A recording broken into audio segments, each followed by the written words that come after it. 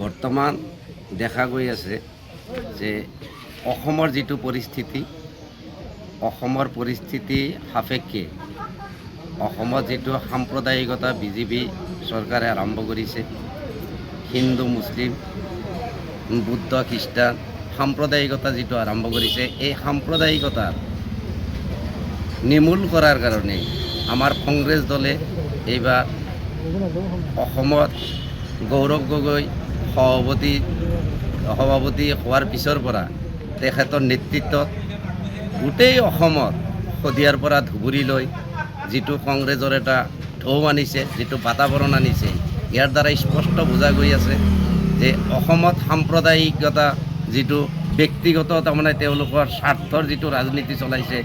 এই বিজেপিক উৎখাত কৰি এইবাৰ অসমত গৌৰৱ গগৈৰ নেতৃত্বত সুস্থিৰ এখন চৰকাৰ, সকলোৰে সম অধিকাৰ, সকলোৰে সম মৰ্যাদা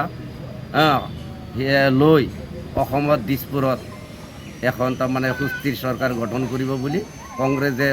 সকলো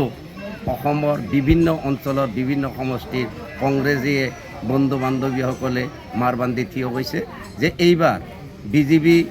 ভ্ৰষ্টাচাৰী চৰকাৰক, সাম্প্ৰদায়িকতা চৰকাৰক ব্ৰহ্মপুত্ৰ দলিয়াই দি এইবাৰ সুস্থিৰ এখন সবল চৰকাৰ গৌৰৱ গগৈৰ নেতৃত্বত গঠন কৰিব বুলি সকলো কংগ্ৰেছ বন্ধু বান্ধৱীসকলে মাৰ বান্ধি থিয় হৈছে। ৰাফেল দৈমাৰী 100% জিকিব, কিয়নো বি টি আৰ অঞ্চলত বিগত বৰ্ষত দেখিবলৈ গ'লে যে এনেকুৱা কংগ্ৰেছৰ নেতৃত্ব তাৰমানে লোৱা মানুহ আছিল। এইবাৰ আমাৰ অসমত যিহেতু কংগ্ৰেছ চৰকাৰ হ'ব, এই কংগ্ৰেছ চৰকাৰ হোৱাৰ পৰিপ্ৰেক্ষিতত বুজিবলৈ পৰা তাৰমানে গৈছে যে আমাৰ তামোলপুৰ সমষ্টিত বিগত